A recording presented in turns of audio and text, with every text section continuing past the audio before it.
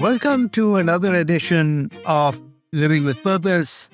Today I have Jane Meseck, who is a former colleague of mine and spent 25 years at Microsoft running all aspects of their philanthropy program, which she's also connected to me because we both have urban design and urban planning backgrounds. She's also very much into policy and just one of these incredible people that are invested in building communities, building networks, and really working at the intersection of technology and its impact on society, especially the underserved community, and somebody that actually started doing this in the very, very early 2000s as technology was proliferating. So please join me in welcoming Jane Meseck. Thank you, Akhtar. I always love speaking with you. This is great. So take us back to Jane growing up. So I was born in West Milford, New Jersey, out of northern New Jersey, and grew up in a small lake town called High Crest Lake. A middle-class family. Mom and dad, both chemists. Older brother, who later became an aerospace engineer, and a younger brother who became a mechanical engineer. 2 dogs. So very much a middle-class family, but a STEM family. And here I am in the social impact world. So I had to forge my own way. Very stereotypical Gen X growing up, let us loose, run around the neighborhood, make bike jumps, come home for dinner when the bell rings type of thing. But it created a super sense of independence and freedom of thought and equity. I mean, my gang of friends was all girls and boys, and we did whatever we wanted, and we all did the same thing. So it was super fun, played a ton of sports, developed a very competitive nature and a drive to succeed. And the key thing about growing up is that I also, when I was 10, I organized a carnival in my backyard with all my friends and the families in the town came and played little games. They played nickels and quarters and they won prizes. And I raised an entire $30 that I then donated to the Humane Society of West Milford. And I thought it was great. I had this idea of doing this, and $30, in today's dollars, it's about $2,000. So it was quite a chunk of money. And my reward in my head is I got to play with the puppies when I delivered the money. But it was something I took back because, a month later, some other guys tried to do the same carnival because they were going to keep the money. They didn't raise any money. But that was an important lesson, right? And my goal had a purpose to save puppies and kitties. And theirs was just to, get their candy money. So that was something that stuck with me, that you could do that. And then I moved to Texas when I was about 12 and wasn't a good fit for me. Again, moved to a very conservative town in Texas. And again, I grew up very independent, a lot of thought, a little bit of a rebel. And so that was a tough transition. And it was a STEM town. It was a Dow chemical town. So again, my family thrived. And I was like, I want to be an engineer. Sports was my thing. Jane is also one of these leading ultimate frisbee champion team, winning a lot of tournaments. And as her son, who is also in competitive sports, a pole vaulter, representing many teams, and is at Duke. So I think sports plays a large role in what I do. It is actually, when you talk about purpose, does bring some energy. Although the Mariners today are not bringing some energy, but we have hope still. Yeah, so I think, so sports is a big part. So I went to Texas A&M for college to play sports. I played on the softball team. At the time, they were the number 1 team in the country. I wanted to just play sports. So by default, I went into business, because I wasn't going to be an engineering student like everybody else at A&M was. So I defaulted to business, where I got a finance and marketing degree, not to be in finance or be in marketing, but what I learned was a methodology for strategic thinking and how to really analyze problems and think about solutions and do that in different environments and across different subjects. So I built this muscle around horizontal expertise and strategic thinking that I think carried me well into the next chapter. And at A&M, one of the things I did was I led their service fraternity, their volunteer fraternity. I think it's called Alpha Phi Omega. And I personally don't enjoy doing the hand-to-hand direct service thing. I'm actually quite an emotional person. doing direct service is hard for me, and I carry too much of it. And so for me, organizing and creating that platform for people to come together, that community to come together to do what they wanted to do in terms of volunteering was also a very big formative thing for me in terms of creating that platform and helping the people help the people, I think became very strong themes later in my life. Then I took a job in technology consulting, coding in COBOL and on HP 3000 machines. But my partner at the time was doing directors in urban planning and design, and I found a community amongst these urban planners. And they really started helping me formulate in terms of my thinking and what I was doing and where I enjoyed organizing these volunteer things. I didn't enjoy being in consulting. Really helped me pivot towards moving to Seattle and going to the University of Washington's public policy program and what is now called the Evans School, and really applying, again, taking this methodology that I was kind of on the business side into social impact. And I found my place and kind of stayed there the rest of my career. Graduated in 1994, went to a wine party, then met Barbara Dingfield and ended up at Microsoft for almost 25 years. So that's kind of my story. So before we come to Microsoft, let me just go back to, even though you didn't want to be into STEM, you actually did go into STEM. With the work that you were doing around technology and data, and something that you are extremely good at even today, right? I mean, the way, all the stuff that you have done around the growth of technology and information technology and its absorption. And you kind of talked a little bit about networks and how you actually wanted to build platforms. And this is consistently what you have been doing. So talk a little bit about now coming into Microsoft and the roles that you started playing there and frame it within that platform building. Right. Versus direct service. So, I'm kind of a kitchen sink person in terms of some of my skill set, right? Finance, marketing, strategy, data, tech. And the role I was brought in at Microsoft was, one, they needed somebody to kind of do their financial budgeting, do their operations, some of that side of the thing, but also to figure out what nonprofit technology was and also manage their employee giving and their matching gift program. So it was kind of this kitchen sink role. Again, Barbara Dingfield brought me on. She's just an amazing person, and she really just did so much for Microsoft philanthropy in terms of really building that foundation and that integrity and platform there. But I was handed a stack of letters from nonprofits saying, Bill, I need a website. Help me do this. Help me do this. And it was all kind of these one-off things. Mm-hmm. And so I quickly was like, look, Microsoft's a platform company, right? We have this amazing asset of technology, but essentially we're a platform company. How do we apply that thinking to supporting nonprofits at scale? How do we help them adopt technology and do so at scale?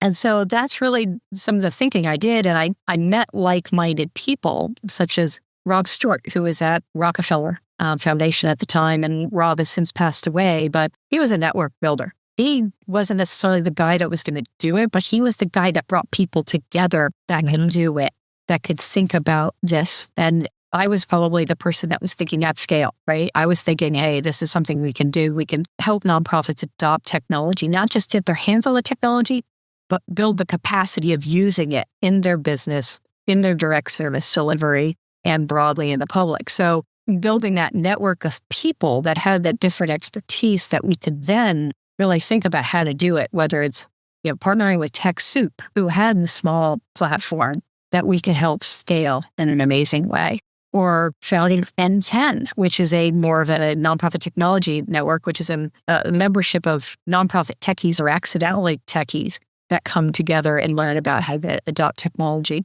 So, and then of course, NPower, trying to brief. And just I want to go back to TechSoup. If you can just describe to our listeners what TechSoup is, because people share this thing that we were bringing into the soup economy. TechSoup is a nonprofit organization that helps nonprofits adopt technology. They get them access to the technology. So TechSoup.org, amazing organization. They are a platform where nonprofits can go and get technology donations or discounted technology. They can go and get access to training, to access to consulting, now. I mean, including AI now. You can go to TechSoup and find help to adopt that. What is it? What are the policies you need? What are the principles you need? How do you actually bring it in? So TechSoup is that group of folks that you can access online to not only get the technology, but get the skills to bring it into your organization for mission. And, when you started this, supporting them, they were very small and tiny. Yeah. I think we were donating, pallets of Windows 95. I started at Microsoft in 97, I think. And we were like donating Windows 95 and then Office 97 to them, just pallets. And then they would distribute those boxes in California mainly. And so they'd say, and I think it was like at that time, it was like the market value at $1 million. And we helped them build their systems to scale at first nationally, but then also worked with them to build an international. We scaled to 200 countries, which it's just not the technology you need to do that, but it's the legal work you need to do that as well. So there's a lot of work underneath it that they did, that the nonprofit law center did to help scale all of that. And how do you do that? So, I think I've since left Microsoft, but I think now it's like $1 billion that they blow through. So it's a pretty cool thing to go from that small group to now $1 billion. So clearly you help launch platforms, Empower being another one. So talk a little bit about that. Yeah, so we looked at the different levels, right? We saw TechSoup as this platform that could do something at scale online around the world. We saw NTEN as where people that were techies could come together and learn. That Hope is another type of organization that was very focused on humanitarian organization, technologists that could come together. Empower was one, though, we thought where there was the need to do hand-to-hand combat somewhat in adopting technology. So at the local level, how can you create a nonprofit consulting type of organization that's at the local level that can do hand-to-hand with nonprofits? Because the culture of nonprofits is more face-to-face, more hand-to-hand, more working together. And that worked better at the local level, at least back in the early 2000s. That's how it worked. A few of the Empowers still exist, Tech Impact and Philly in the Northeast area, and now they do things nationally, but they're one that still thrives. The Atlanta organization is still around. A lot of the organizations has since merged into other organizations because technology is just adopting it is so different now than it was back in 2000. So let's just come back to you, though. You've kind of talked a little bit about your professional journey, but let's talk a little bit about why did purpose become so important for you as a underlying theme in the work and the way you were showing it? Yeah, I think, I think you likened purpose to energy.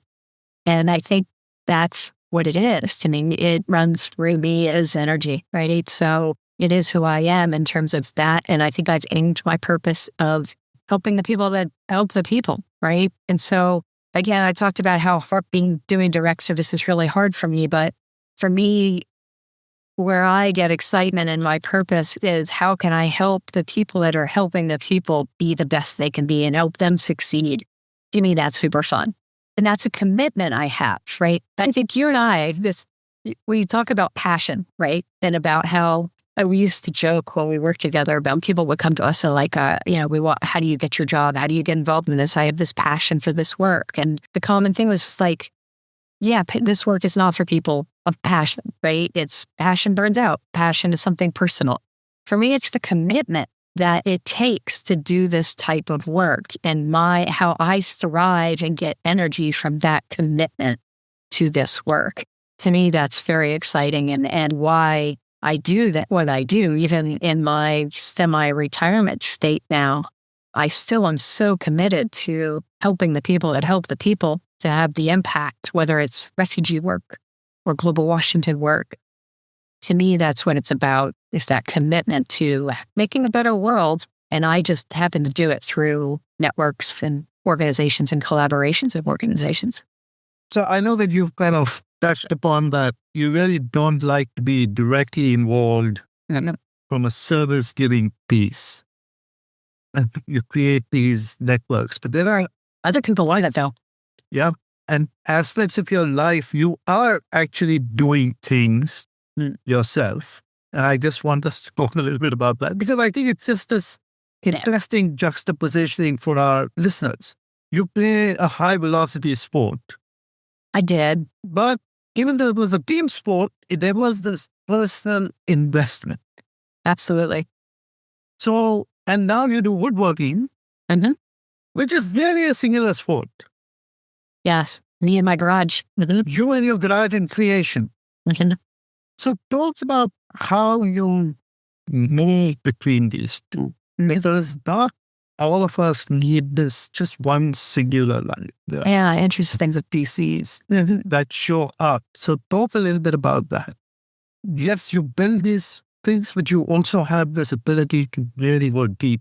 Yeah, interesting because so what made you think it's like the work I do with UNHCR and refugees. I'm on the board of USA for UNHCR. And again, it's an organization that activates resources for UNHCR in support of refugees. But some of the work I do with them is I actually do site visits to different parts of the world. I've done probably over a dozen site visits to all over the world to see refugees and meet them and hear about them and go in deep and listen to them and their hopes and their dreams. And while it's hard, that fuels me to go back and do the work I do at the bigger level. And so it is important, even though direct service is hard for me, it is important to meet the people and see their lives and hear their stories. And there's so much hope. Yeah, I was in Beirut at a refugee settlement several years ago where we're a Save the Children school. And these kids were kids. They were little kids. They're like 6, 7 years old, 5, 6, 7. And they were learning English, and they were learning English through songs, nursery rhymes, and singing the alphabet. And they were so proud to sing the alphabet to me, and they were so happy to sing the alphabet to me. And that's just, to me, it was awesome because it was hope. And then, you have to temper the back of your head going, oh, these kids are never going to be able to leave the settlement, right? It's a life as a refugee is not very hopeful. But you don't do that, right? Because your kid has hope. And so you bring back, how do you keep that hope? Now, my woodworking balances that out, right? I go into the garage to make something with my hands and create is such a, I wish I could have done wood, but I was too busy playing Ultimate Frisbee and working to do woodworking, and finding the time now to do woodworking it's so good for my soul and so good for balancing the work with the refugees, with the other hard work that goes into being on the board of Global Washington or other places. So to me, it is very personal that I can create and get creative because it does bring and balance that hope and bring positivity to what I do.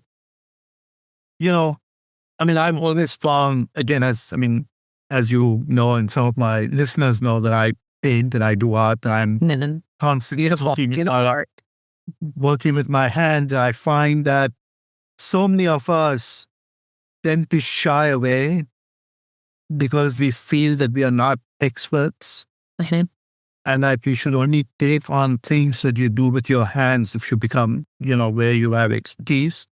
And I feel that just muddling through the process keeps reigniting that energy. Yes.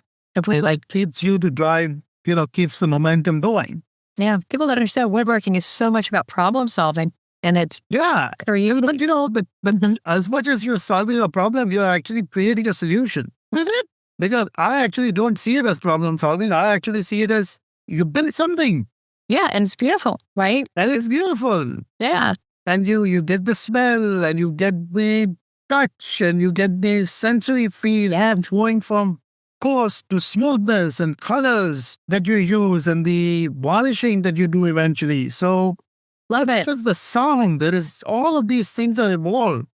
And that gives you this sensory element that actually ignites and refires certain parts of your brain that rebuilds your purpose. Oh, yes. Yes.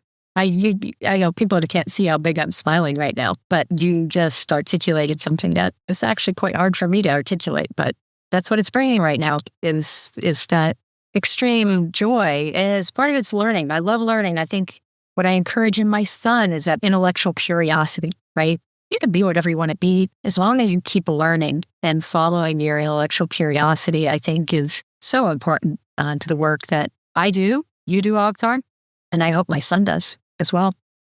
There's so many people on my podcast that are constantly talked about curiosity Mhm. and the importance of curiosity and about learning.